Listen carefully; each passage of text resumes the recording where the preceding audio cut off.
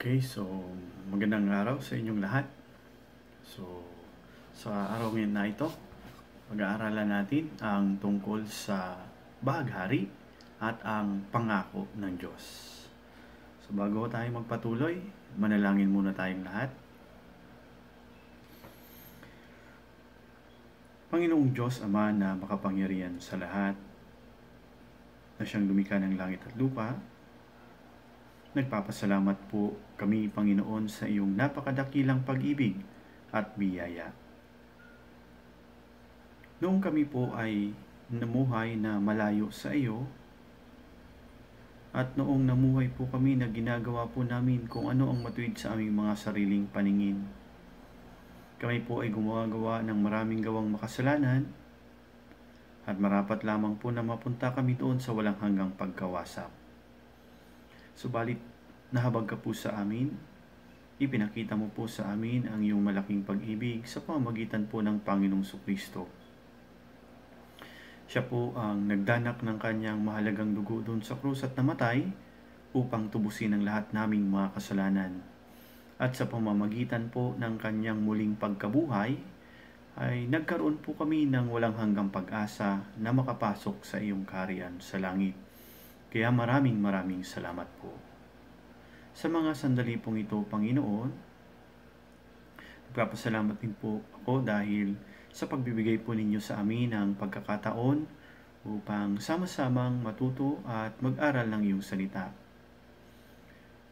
Sa umaga pong ito, pag-aaralan po namin, Panginoon, ang tungkol po sa bahaghari at ang pangako ng Diyos. At nawa sa pamamagitan po ng paksang ito, makita po nawa namin ang kahalagahan ng iyong salita at makuha po nawa namin ang mahalagang aral na may sasabuhay po namin sa aming buhay Kristiyano.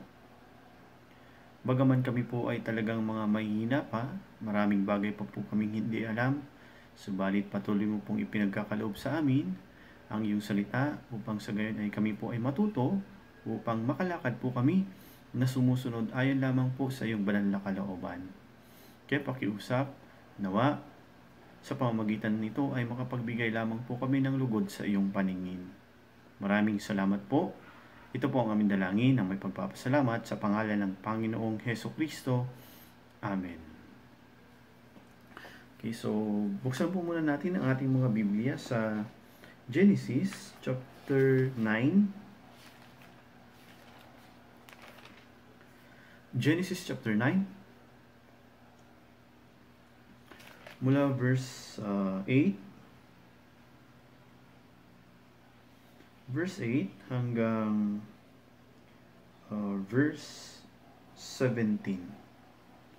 Genesis chapter 9, verse 8 hanggang verse 17. Okay, so babasahin ko po.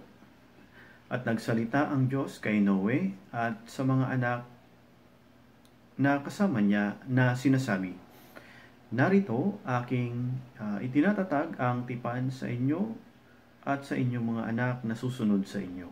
At sa bawat nilikhang may buhay na kasama ninyo, ang mga ibon, ang maamong hayop, at bawat mailap na hayop sa lupa na kasama ninyo, sa lahat ng lumabas sa daong, sa bawat hayop sa lupa.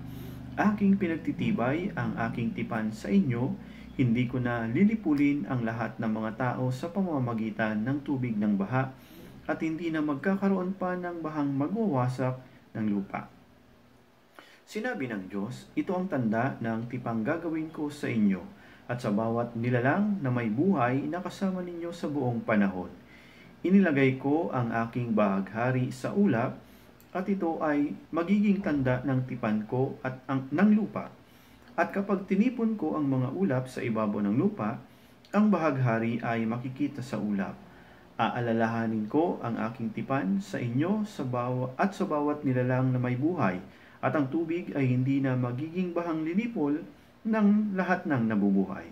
Kapag ang bahaghari ay nasa ulap, ito ay aking makikita at maaalala ang walang hanggang tipan sa pagitan ng Diyos at ng bawat nilalang na may buhay na nasa ibabaw ng lupa. At sinabi ng Diyos kay Noe, Ito ang tanda ng tipan na aking itinatag sa lahat ng nabubuhay na nasa ibabaw ng lupa. Okay? Okay?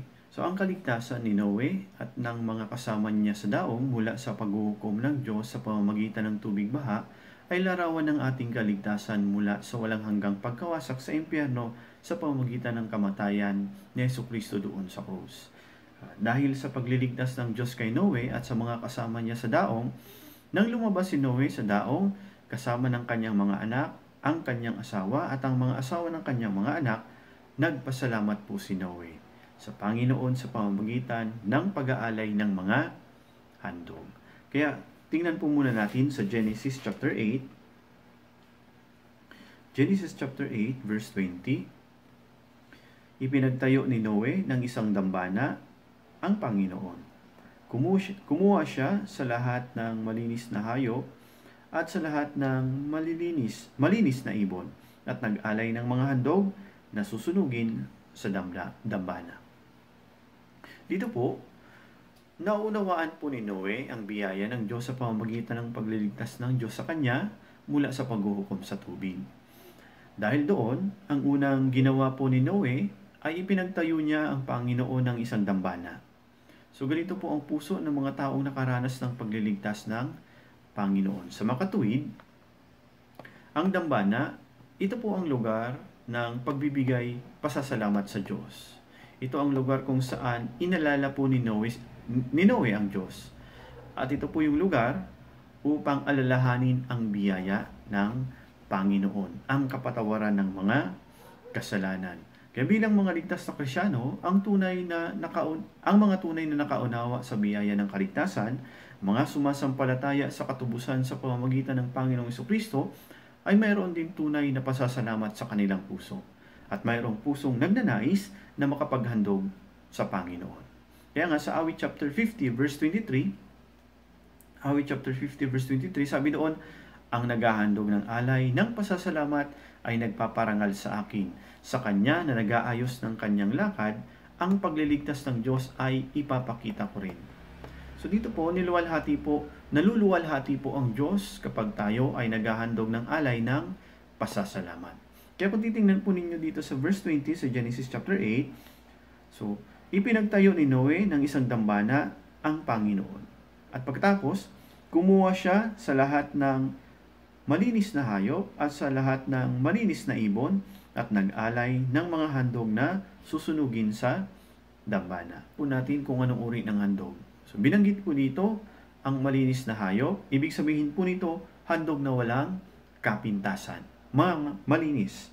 So nang inaalay ng Panginoong Jesucristo po ang kanyang katawan bilang handog sa Diyos, ang Panginoong Jesus ay walang kapintasan. Gaya nga po ng binanggit sa unang Juan chapter 3 verse 5, sabi, nalalaman ninyo na siya'y nahayag upang mag-alis ng mga kasalanan at sa kanya'y walang kasalanan. Ito po ang higit na nakakalugod sa Diyos. Ang handog ni Noe sa ibabaw ng dambana, ito ay larawan ng Panginoong Jesucristo. Ang Panginoong Jesus ang naging alay para sa ating mga kasalanan. Kaya ang resulta po ng kaligtasan sa pamamagitan ng handog ng Panginoong Jesucristo, pag-isipan din po natin ito ng mabuti. Noong ang Panginoon po ay nakapaghandog ng alay, ito po ay sinamyo ng Diyos bilang masarap na amoy. Kung titingnan po natin sa Efeso chapter 5 verse 2, sabi po, at lumakad kayo sa pag-ibig gaya ng pag-ibig ni Kristo sa atin at ibinigay ang kanyang sarili para sa atin bilang handog at alay sa Diyos upang maging samyo ng masarap na amoy. At hindi na tayo hahatulan pa doon sa walang hanggang pagkawasak sa impyerno dahil sa pag-aalay ng Panginoong Jesucristo. At sa Roma chapter 8 verse 1, ngayon nga'y wala nang kahatulan sa mga nakay Kristo Jesus. At dahil dito, natanggap natin ang patuloy na pagpapala ng Diyos. At sa Efeso chapter 1 verse 3, sabi po, purihin nawa ang Diyos at ang Ama ng ating Panginoong Jesucristo na siyang nagpapala sa atin kay Kristo ng bawat pagpapalang espiritual sa sangkalangitan. So nagpasalamat po si Noe sa pamamagitan ng pag-aalay ng handog sa Diyos. At dahil sa handog po ni Noe, nakilos nito ang puso ng Diyos.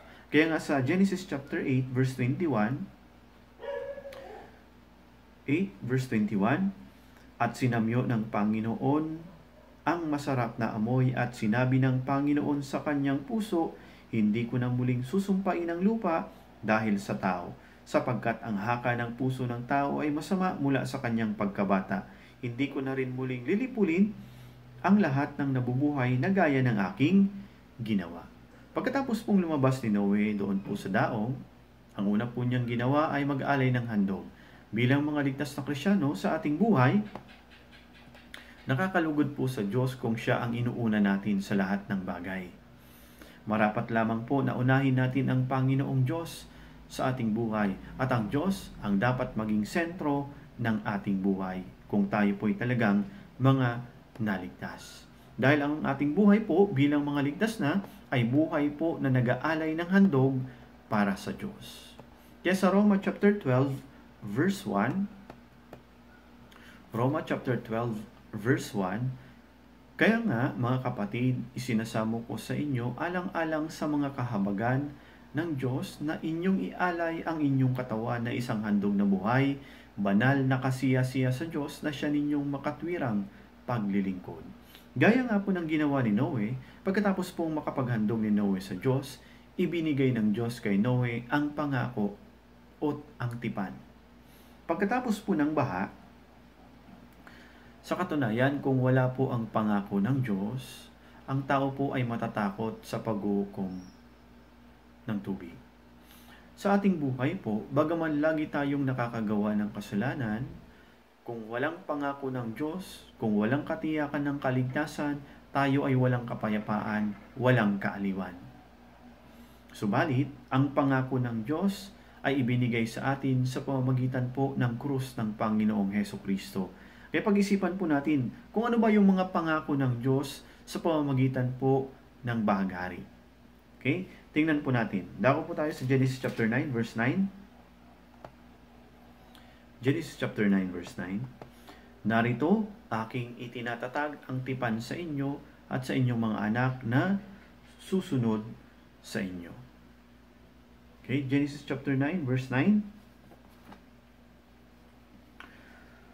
Babasahin ko po. Narito, aking itinatatag ang tipan sa inyo at sa inyong mga anak na susunod sa inyo. So dito po, mauunawaan natin na ang tipan o ang pangako ng Diyos ay ibinigay ng Diyos sa lahat ng mga tao. Sabi po, at sa inyong mga anak na susunod sa inyo. Kadalasan, kapag sinabi pong tipan o kasunduan, ito po ay sa pagitan ng dalawang panig. Okay? Subalit, kung titingnan po ninyo, ang tipan ng Diyos para sa tao, ito po ay isang panig na tipan lamang. Bakit? Ito po ay pangako ng pagpapala sa tao. Ito po yung tinatawag na one-sided covenant. Sa madaling sabi po, ang tipan na ito ay hindi mula sa kaisipan ng tao, kundi ang Diyos lamang ang siyang nagtatagpo nito. So dapat nating maunawaan, kapag ang Diyos ay gumawa ng tipan para sa mga tao, siya ay tapat sa kanyang pangako. Gaya nga po ng binanggit sa Hebreo chapter 10 verse 23. Hebreo chapter 10 verse 23, sabi po doon, panghawakan nating matatag ang pagpapahayag ng ating pag-asa nang walang pag-aalinlangan, sapagkat siya na nangako ay tapat. Ang Diyos po ay makapangyarihan. Kaya nga po, tinutupad niya ang kanyang mga sinabi para sa kanyang minamahal. Hindi nag-aalinlangan na ibigay ng Diyos ang kanyang pangako dahil sa kanyang malaking pag-ibig para sa atin. At sa Genesis chapter 9 verse 11,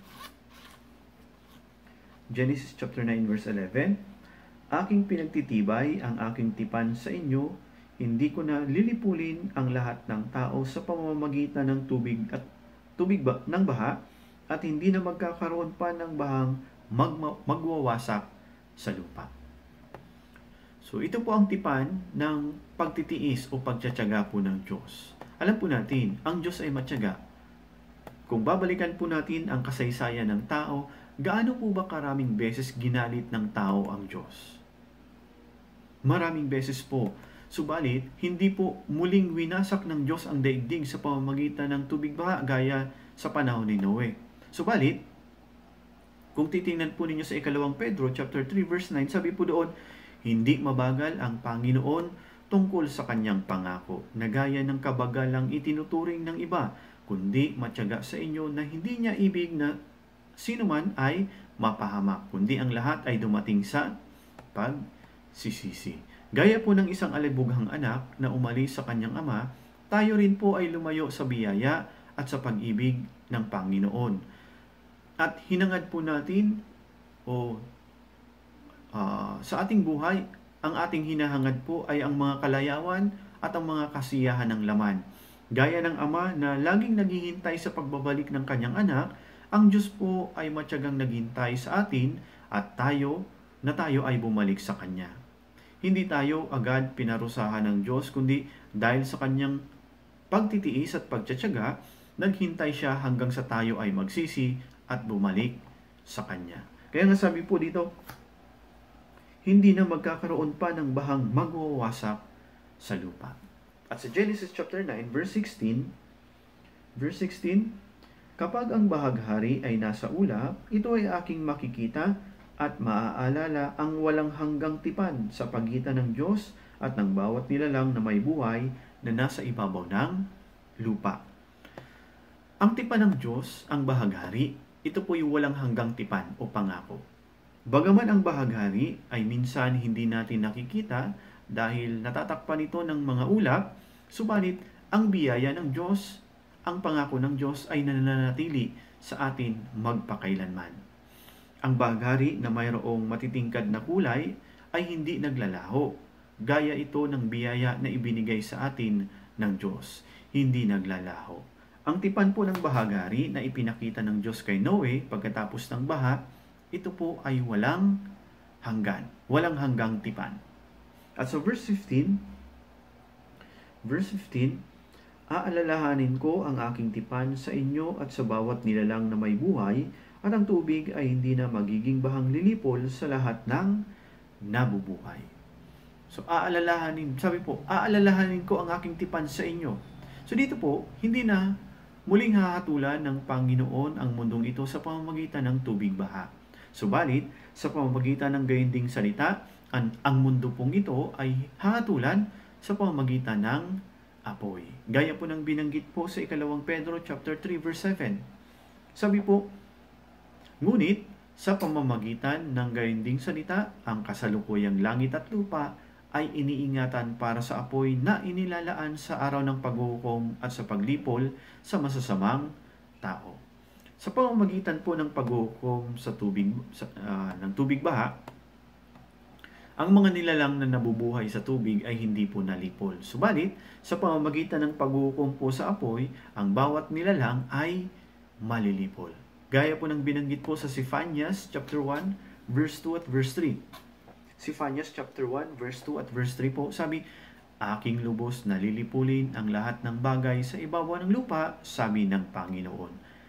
Aking pupuksain ang tao at ang hayop, lilipulin ko ang mga ibon sa impapawid at ang mga isda sa dagat at ang katitusuran kasama ang masasama. Aking aalisin ang sangkatauhan sa ibaba ng lupa, sabi ng Panginoon. Ang Diyos po sa pamamagitan ng talatang ito ay nagbigay ng babala. At siya po ay naghihintay na may pagtitiis, subalit gagawin niya ang ayon sa kanyang sinabi. Dahil sa pag-ibig ng Diyos sa tao, binigyan tayo ng Diyos ng paraan para makaiwas sa paghuhukom ng Diyos. Gaya po ng ginawa ng Diyos sa Israel bago sila lumabas po sa lupain ng Ehipto. At gaya din po ng ginawa ng Diyos kay Noe doon sa panahon ng paghuhukom sa tubig. Sa Ezekiel chapter 18 verse 23, sabi po, mayroon bang anumang kasiyahan sa kamatayan? Mayroon ba akong anumang kasiyahan sa kamatayan ng masama? Sabi ng Panginoong Diyos. At hindi ba mabuti na siya'y humiwalay sa kanyang lakad at mabuhay? Kaya nga, ito po yung ginagawa natin. Ipinapangaral po natin ang mensahe ng kaligtasan at dapat natin itong ipahayag sa mga tao upang malaman nila ang dakilang pag-ibig ng Diyos. Subalit, kung ang mga tao ay patuloy na hindi papansinin ang pagtitiis ng Diyos at hindi sila babalik sa Panginoon, tatanggapin nila ang kakilakilabot na paghuhukom ng Diyos. Sa Roma chapter 2 verse 4 at verse 5, "O inahamak mo ang mga kayamanan ng kanyang kabutihan, pagtitiis at pagtitiyaga na hindi mo nababatid na ang kabutihan ng Diyos ang umaakay sa iyo sa pagsisisi. Ngunit ayon sa iyong katigasan at pusong hindi nagsisisi, ay nagtitipon ka para sa iyong sarili ng puot sa araw ng kaupuotan at pagpapahayag ng matuwid na paghuhukom ng Diyos." Para sa ating mga naligtas na, dapat po nating maunawaan, kailangan po nating ipangaral ang salita ng Diyos sa lahat ng tao. Dahil sa biyaya ng Diyos, ang Diyos po ay nagtitiis hanggang ngayon. Kaya ito po yung dapat nating ginagawa. Kaya para po sa ating mga naligtas na, alamin din po natin kung ano ang tipan o pangako na ibinigay ng Diyos para sa atin. Una, ang unang tipan o pangako na ibinigay ng Diyos sa atin pagkatapos nating maligtas ay ang buhay na walang hanggan. Sa unang Juan chapter 2 verse 25, unang Juan, 1 John chapter 2 verse 25, at ito ang pangako na kanyang ipinangako sa atin, ang buhay na walang hanggan. Dahil sa pananampalataya natin sa biyaya ng Diyos, tayo ay nagkaroon ng buhay na walang hanggan. At sinabi po sa Juan chapter 10 verse 28, sabi po doon, "Sila'y binibigyan ko ng buhay na walang hanggan at kailanman hindi sila mapapahamak at hindi sila aagawin ng sinuman sa aking kamay." So ito po ang unang pangako ng Diyos, ang buhay na walang hanggan. Pangalawa po, ibinigay din sa atin ng Diyos ang pangakong Espiritu Santo. Sa John chapter 14 verse 16, Juan 14 versikulo 16, "At hihingin ko sa Ama at kayo'y bibigyan niya ng isa pang mga aliw upang makasama ninyo siya magpakailanman." Ito po ang pangako. Nung tayo po'y naligtas, nung tayo po'y sumampalataya sa biyaya ng kaligtasan, sa ebanghelyo ng ating kaligtasan, dumating sa atin ang Espiritu Santo. Tayo po'y tinatakan ng ipinangakong Espiritu Santo. At ang ikatlo na pangako o tipan ng Diyos sa atin, ang Diyos ay hindi nagsisinungaling. Tingnan po natin sa bilang, Numbers, aklat ng mga bilang, chapter 23 verse 19. Bilang chapter 23 verse 19, "Ang Diyos ay hindi tao na magsisinungaling, ni anak ng tao na magsisisi. Sinabi ba niya at hindi niya gagawin? O sinalita ba niya at hindi niya tutuparin?" So, dito po maunawaan po natin na ang Diyos po ay hindi nagsisinungaling. Ano man po ang kanyang sinabi, ito po ay kanyang gagawin. So, kung titingnan po natin, sa pamamagitan nito, hindi po nagbabago ang pasya ng Diyos at pinagtitibay niya ito sa pamamagitan ng isang sumpa. Ito po yung kanyang tipan. Kaya sa Hebrew chapter 6 verse 17, tingnan po natin. Hebrew chapter 6 verse 17 to 18, "Gayon din naman, sa pagnanais ng Diyos na maipakita sa mga tagapagmana ng pangako na hindi maaaring magbago ang kanyang pasya, pinagtibay niya ito sa pamamagitan ng isang sumpa, upang sa pamamagitan ng dalawang bagay na di magbabago, na dito'y hindi maaaring magsinungaling ang Diyos, tayong nagtungo sa kanlungan ay magkaroon ng higit na katiyakang panghawakan ang pag-asang nakalagay sa harapan natin." Kung titingnan po ninyo, ang pangako po ng Diyos o yung tipan ng Diyos, ito po'y gaya ng isang ama. Gaya po ng isang ama na nangako sa kanyang maliit na anak. Okay? Sa pamamagitan, alam po ninyo yung ginagawang pangako ng mga magulang sa kanilang mga anak. Alam po niyo yung nagko-cross sila ng little finger, yung hinliliit. Okay? So, ito po, nangangako. Tapos, siniselyuhan nila ito sa pamamagitan ng hinlalaki. Ibig sabihin, tutuparin yung pangako. Subalit, kung titingnan po ninyo, ang pangako ng Diyos ay hindi lamang niya sinabi sa atin, kundi isinulat pa po niya ito sa isang aklat na hindi maglalaho. Ito po ang Biblia. Ito po ang nakakamanghang pangako ng Diyos sa atin. Dahil doon, nagkaroon tayo ng katiyakan sa ating kaligtasan dahil sa pangako ng Diyos na hindi nagbabago. At nagkaroon tayo ng kapayapaan sa ating mga puso. Kaya sa ating buhay Kristiyano, minsan kung pag-iisipan po natin, minsan hindi natin nakikita ang bahaghari sa papawirin. Dahil maaari sa mga ulap, natatakpan ng mga ulap. Subalit, laging nating alalahanin na ang bahaghari ay laging nariyan. Sa papawirin, maaari dahil sa polusyon, kaya hindi natin nakikita ang bahaghari. Pero laging nariyan po ang bahaghari. At sa ating paningin, ang bahaghari ay kalahati lamang dahil po ito sa tinatawag na horizon. Subalit, sa paningin ng Diyos, ang bahaghari po ay bilog o buo. Okay? Depende po sa ating kalagayan at emosyon. Minsan ang bahaghari ay malabo o hindi naaaninag sa ating puso. Subalit, ang pangako ng Diyos ay hindi nagbabago. At kung titingnan po ninyo, ilang kulay po ba ang bahaghari? Ilang kulay mayroon ang bahaghari? Mayroon pong 7 kulay. So ito po yung kumakatawan sa perpektong numero dito sa Biblia. Sa madaling sabi, ang pangako ng Diyos ay perpekto. Kaya sa Isaiah chapter 54 verse 10, Isaiah chapter 54 verse 10, sapagkat ang mga bundok ay maaaring umalis at ang mga burol ay mapalipat. Ngunit ang aking kagandahang loob ay hindi hihiwalay sa iyo, o ang aking tipan ng kapayapaan ay hindi maaalis, sabi ng Panginoon na naaawa sa iyo. Kaya alalahanin po natin ang pangako ng Diyos sa ating buhay Kristiyano. At ito po ang nakakalugod sa Diyos. Okay, maraming salamat po. So ngayon, tayo po ay manalangin. Panginoong Diyos Ama na makapangyarihan sa lahat, na siyang lumikha ng langit at lupa, muli nagpapasalamat po kami, Panginoon, sa iyong napakadakilang pag-ibig at biyaya. At maraming salamat din po, Panginoon, dahil sa pagkakataong ito na pinaggalaw po ninyo sa amin upang sama-samang pag-aralan ng iyong salita at matuto mula sa iyong salita. Pakiusap, Panginoon, may uukit nawa ito sa aming mga puso, nang sa gayon ay mapagbulayan po namin ito at maisabuhay po namin sa aming Kristiyanong buhay. Tulungan po ang bawat isa ng mga brothers and sisters na nakikinig ng iyong salita, nawa magkaroon po ng kalakasan at magkaroon po ng kalakasan sa kanilang pananampalataya upang sa gayon ay makalakad po kami na nakakalugod sa iyong paningin.